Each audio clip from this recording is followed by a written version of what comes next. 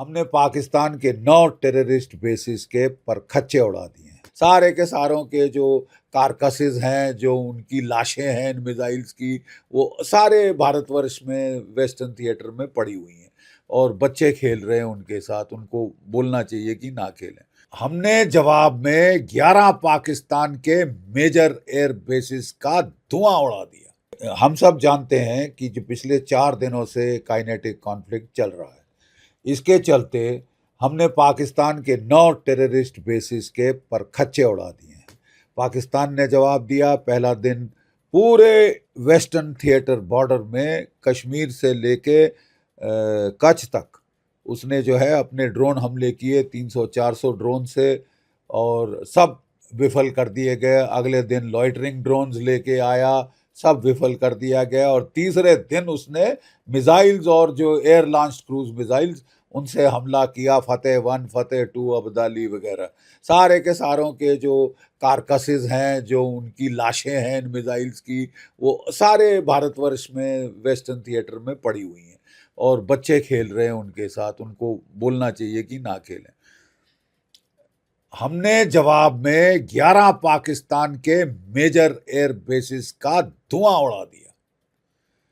सरगोदा में जो है बड़ा जबरदस्त हमला हुआ है, रावलपिंडी में बड़ा जबरदस्त हमला हुआ है, और रहीम यार खान वगैरह नॉर्थ से साउथ हमने 11 एयर बेस हिला के रख दिए हैं, झिंझोड़ के रख दिए हैं। ठीक है। 4 रेडार स्टेशन जो हैं वो शूट डाउन हो गए हैं। 4 रेडार स्टेशन शूट डाउन हो गए हैं, ब्लास्ट हो गए हैं मतलब। ठीक है।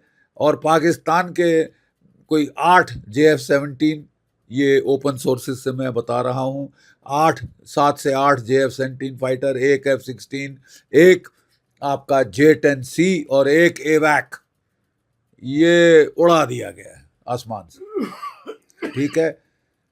फिर पाकिस्तान, एक बड़ी इंटरेस्टिंग खबर आई है, पुष्टि नहीं हुई है अभी तक, अटकलें लगाई जा रही हैं कि हमारे जो मिसाइल ने सरगोदा में हिट किया था, इतना बड़ा फ्लैश हुआ था, हम भी सोच रहे थे ये हुआ क्या है।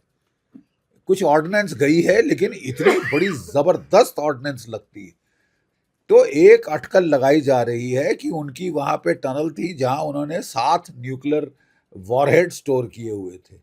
इसी वॉरहेड में क्या होता है कि यूरेनियम के 2 मासेस होते हैं और चारों तरफ एमिनेशन का रिंग, वो एक्सप्लोजिव का रिंग होता है। जब उसको चलाना होता है तो एक्सप्लोजिव रिंग फायर किया जाता है, और वो इस तरह इम्प्लोड करता है और दोनों मास मिलाते हैं तो क्रिटिकल मास बन जाता है। राइट। बहुत ज़रूरी है जो मैं कह रहा हूँ, क्रिटिकल मास बन जाता है। ठीक है। और क्रिटिकल मास फटने से, बनने से न्यूक्लियर एक्सप्लोजन होता है। जब वो नहीं फायर किया होता, ऐसे पड़ा होता है, तो उससे एक कुक ऑफ हो जाता है, उससे बड़ा ज़बरदस्त एक्सप्लोजन होता है जिसमें वो सारा जो यूरेनियम जो अलग अलग है वो फट जाता है, और उसका जो जैसा वो फ्लैश निकला था वो निकला, वो ऐसा निकलता है। इसका मतलब अगर ये सच है, अगर ये सच है, तो इसका मतलब कि पाकिस्तान के जो 7 थे वहां पे उस टनल में स्टोर्ड न्यूक्लियर हथियार, 5 से 6 तो गए, और वहां रेडियो एक्टिविटी फैल गई है, वहां तो आसपास जाना मुश्किल होगा। वो टनल तो बंद, कंक्रीट लगा के सील करनी पड़ेगी। ऐसा ही एक अटैक चगाई में हुआ था, वहां भी लगता है इनकी, वेदर इंटेंडेड और अनइंटेंडेड, इनका न्यूक्लियर वॉरहेड्स हिट हुए हैं। तभी तो ये दौड़े गए थे जेडी अपना